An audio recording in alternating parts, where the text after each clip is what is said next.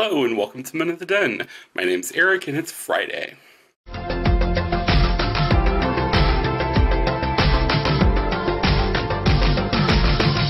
This week on the Den is LGBT Topics Week, and I'm kind of kicking around a whole bunch of things, so this is kind of just going to be like a ramble, but it kind of all started with this one tweet that came out a few months back about gay culture.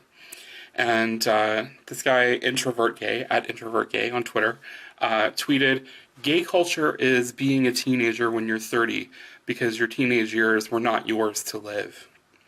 And like thousands and thousands of people liked this tweet, and there were just like 70,000 likes on this thing, 16,000 reblogs because it's so fucking true. Back when I was reading a lot of like radical queer theory stuff, one of the things that I came across was about how gay kids are all raised with the presumption of heterosexuality because that's the world that we live in. Straight parents never assume off the bat that their child might be gay. It's just something that kind of develops over time. They start by the assumption of gender norming heterosexuality, gender segregation, boys here, girls here. These are boy toys, these are girl toys.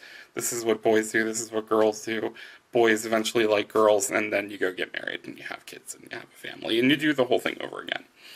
And growing up gay in this kind of hetero soup, at least I didn't have the luxury of having kind of an alternative vision of that. And so for the longest time, I didn't even really understand what the feelings that I had were toward other men. And that took a long time to kind of really sort out once those started to kind of develop and grow. And it's because, you don't know that you're in water or that you're not supposed to be in water because you're something else that walks on land. I don't know. That metaphor is going somewhere weird.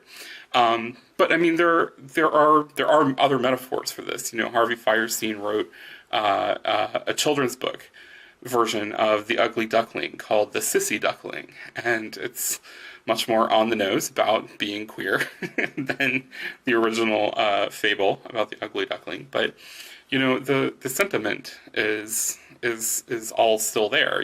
That this one duckling doesn't look or act like the other ducklings, and they all kind of gang up on him and call him names, call him sissy, blah blah blah, and eventually he grows into himself and becomes something else, becomes something beautiful, and everyone sees him for what he is in the end, that's a process. It's a process that you have to kind of go through, and it's all built on this level of cognitive dissonance between a child, and his own environment, trying to understand what's going on in himself and why he's different or she's different than the other kids around them. And, this week there was a story about a father who murdered his son because he suspected his son was gay.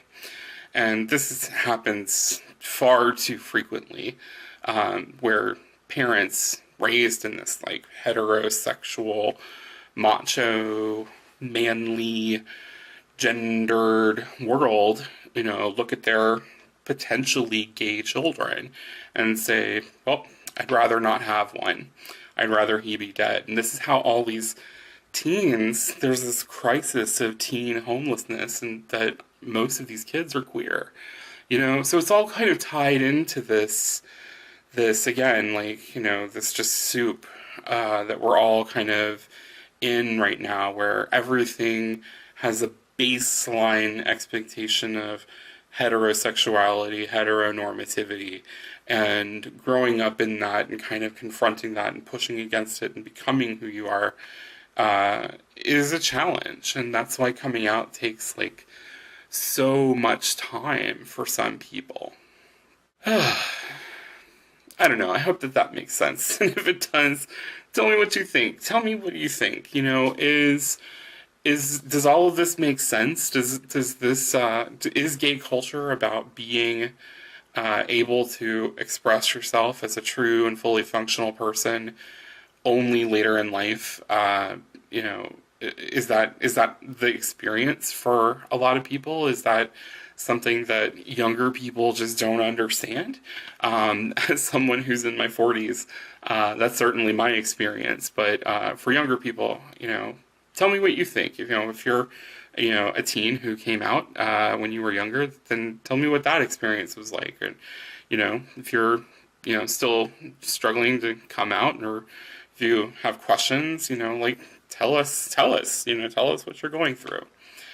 So I hope you liked this video, and if you did, please give me a thumbs up. If you want to see more videos like this, please subscribe to our channel. You can find us on YouTube, Facebook, Twitter, Tumblr, and Instagram, and I'll see you next Friday. Cheers!